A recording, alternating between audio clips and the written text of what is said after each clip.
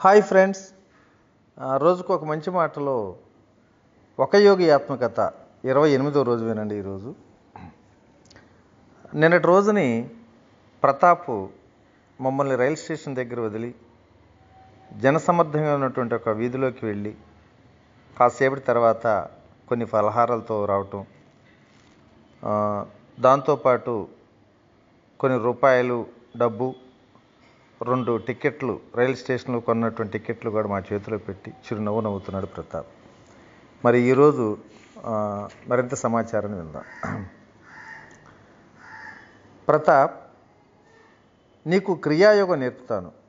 ఆధునిక కాలంలో అందరికన్నా గొప్ప యోగి అయినటువంటి లాహిరి మహాశయులు చెప్పింది ఇది. ఆయన యోగ విద్యే నీకు ఇక నుంచి గురువులాగా భావించుకో అని స్టేషన్ దగ్గర ఉన్న ఒక ఏకాంత ప్రదేశం చూసుకున్నాం. ఒక అరగంటలో దీక్ష ముగిసింది. ఈ క్రియ నీకు చింతామణి లాంటిది అన్న కొత్త శిష్యుడితో. పద్ధతి సులువైంది, నువ్వు గమనించే ఉంటావు. మనిషి ఆధ్యాత్మిక పరిణామాన్ని త్వరితం చేసే నేర్పు దీనికి ఎంతగానో ఉంది. దేహధారణ చేసే అహంకారం, మాయ నుంచి విముక్తి పొందటానికి 10 లక్షల సంవత్సరాలు పడుతుందని భారతీయ పవిత్ర గ్రంథాలు చెబుతున్నాయి. క్రియాయోగం ద్వారా సహజమైనటువంటి ఈ కాల వ్యవధి చాలా వరకు తగ్గిపోతుంది.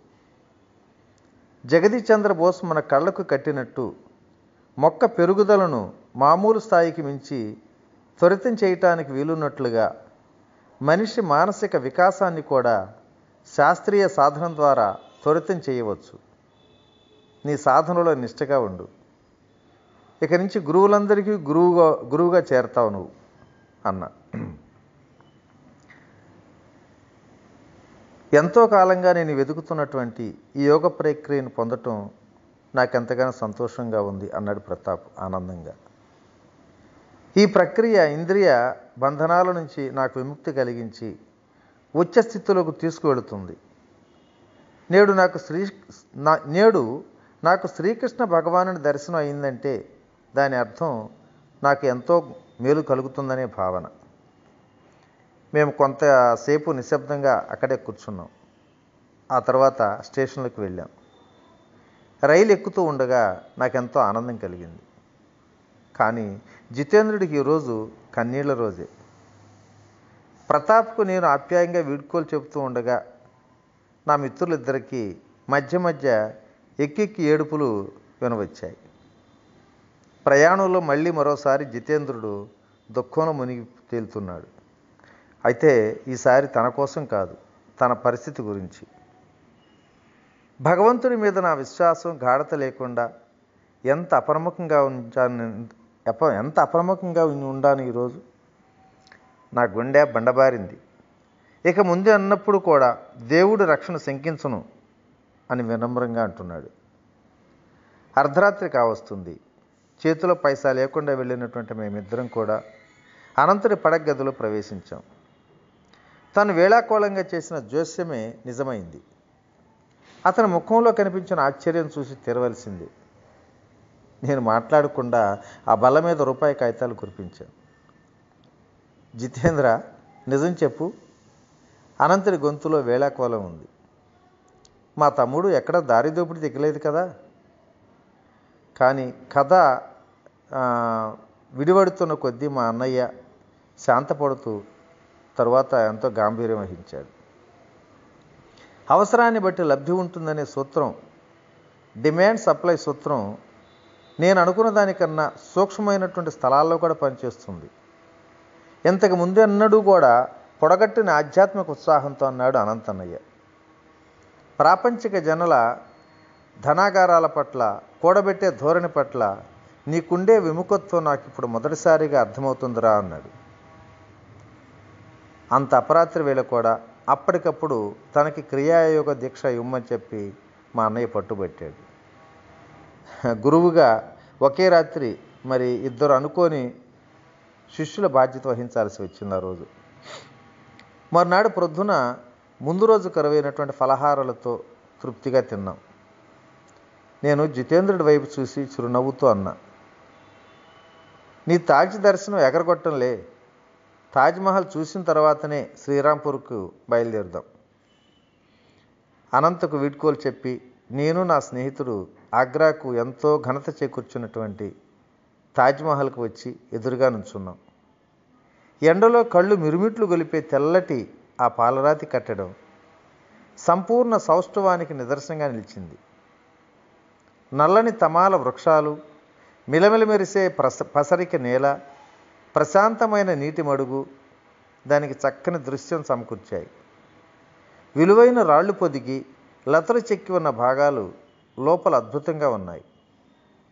గోధుమ ఊదా రంగుల పాలరాళ్లలో నుంచి సున్నితమైన పూలగుత్తులు, కాగితం చుట్టల్లాంటివి బయటికి వస్తున్నట్టుగా అక్కడ చెక్కటం జరిగింది. గుమ్మటం నుంచి వచ్చే దీపకాంతి షాజహాన్ చక్రవర్తి సమాధి మీద, ఆయన రాజ్యానికి హృదయానికి కూడా రాణి అయిన ముంతాజీ మహల్ సమాధి మీద చక్కగా ప్రసరిస్తుంది. దృశ్యాలు చూడటం ఇక చాలు. నేను నా గురువు గారి కోసం తహతాలాడుతున్నా. వెళదాం పద అన్నాను. కాసేపటికి నేను జితేంద్రుడు దక్షిణ దిశగా బెంగాల్ వైపు సాగే రైల్లో ప్రయాణం చేస్తున్నాం. ముకుంద, కొన్ని నెలలుగా నేను మా వాళ్ళని చూడాల. నా మనసు మార్చుకున్నా. బహుశా తర్వాత ఎప్పుడో నేను శ్రీరాంపూర్లో మీ గురువుగారిని దర్శనం చేసుకుంటాలే. ప్రస్తుతం మాత్రం నేను నీతో రావటం లేదు అన్నాడు. కొంచెం సున్నితంగా చెప్పాలంటే ఊగిసలాట మనస్తత్వం గల నా స్నేహితుడు నన్ను కలకత్తాలో వదిలిపెట్టిపోయాడు. నేను లోకల్ ట్రైన్లో ఉత్తర దిశగా 12 మైళ్ళ దూరంలో ఉన్నటువంటి శ్రీరాంపూర్ వెళ్ళాను. కాశీలో గురువు గారిని కలిసి అప్పటికి సరిగ్గా 28 రోజులైందన్నమాట. ఈ సంగతి గ్రహించేసరికి నాకెంతో ఆశ్చర్యం వేసింది. నువ్వు 4 వారాల వస్తావు నా దగ్గరికి అన్న మాటలు గుర్తుకొచ్చాయి. ప్రశాంతంగా ఉన్న రాయ్ఘాట్ సందులో వారి ఆశ్రమం ముంగిట్లో అడుగుపెట్టాను. గుండె దడదడలాడుతుంది. భారతదేశపు జ్ఞానావతారాల సన్నిధిలో తర్వాత 10 ఏళ్లలో ఎక్కువ భాగం గడపటానికి నేను మొట్టమొదటిసారిగా ఆశ్రమంలో అడుగుపెట్టాను. మంచి మాట శ్రోతలారా, ఇప్పటికీ 28 రోజుల నుంచి ఈ ఆడియోస్ పంపుతున్నా. కానీ మీరు ఎలా రిసీవ్ చేసుకుంటున్నారో నాకైతే తెలియదు. ఇంతకుముందు భగవాన్ బుద్ధ, అరవింద యోగి ఆడియోస్ పంపినప్పుడు చాలా ఈజీగానే ఉండేది నాకు. కానీ ఒక యోగి ఆత్మకథ ఆడియోస్ పంపాలంటే ఎంతగానో కష్టపడాల్సి వస్తుంది. ఎందుకంటే ఇది ఇంగ్లీష్ బుక్ నుంచి తెలుగు ట్రాన్స్లేషన్. ఆ ట్రాన్స్లేషన్లో చాలా పదాలు మనకు అర్థం కావు. పైగా ఈ బుక్లో ఎన్నో అచ్చుతప్పులు కూడా ఉన్నాయి. ఉన్నది ఉన్నట్లుగా చెబితే అసలు అర్థమే కావట్లా. 10 నిమిషాల ఆడియో పంపాలంటే ముందుగా 2 సార్లు చదువుకొని గ్రాంధికంగా ఉన్న పదాలు మార్చి మన వాడుక భాషలో ఉన్న పదాలను జోడించితే కానీ మీనింగ్ రావటంలా. ప్రతి ఆడియో పంపాలంటే ముందుగా ప్రాక్టీస్ చేసుకుంటే కానీ పంపలేని పరిస్థితి. మరి ఇలా పంపుతున్న ఆడియోస్ మీకు అర్థం అవుతున్నాయని నేను భావిస్తున్నా.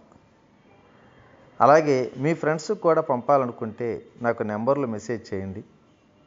వారికి కూడా పర్సనల్గా పంపుతాను. చాలామందికి గ్రూప్లో ఇబ్బందికర పరిస్థితులు ఉన్నాయని చెప్తున్నారు. ఒక యోగి ఆత్మకథ ప్రారంభం నుంచి చాలామంది క్రొత్త వారు కూడా జాయిన్ అవ్వటం, వారందరికీ కూడా కృతజ్ఞతలు తెలియజేస్తున్నా. ఆంధ్ర, తెలంగాణ, కర్ణాటక ఈ 3 రాష్ట్రాల్లో మన పిరమిడ్ మాస్టర్స్ మాత్రమే కాక ఇతర ఆధ్యాత్మిక అభిమానులు కూడా జాయిన్ అవ్వటం ఎంతో ఆనందదాయకం. మీ సూచనలు, సలహాలు ఏమైనా ఉంటే తెలియచేయండి. తప్పనిసరిగా పాటించగలను. రేపటి రోజుని ఎప్పటి నుంచో ఎదురు చూస్తున్నటువంటి శ్రీ యుక్తేశ్వర గురువు గారిని కలుసుకున్నటువంటి ఆ వైనాన్ని విందాం. ఓకేనా? ఓకే. ఇట్లు మీ రామిరెడ్డి, మానసరారం. Thank you.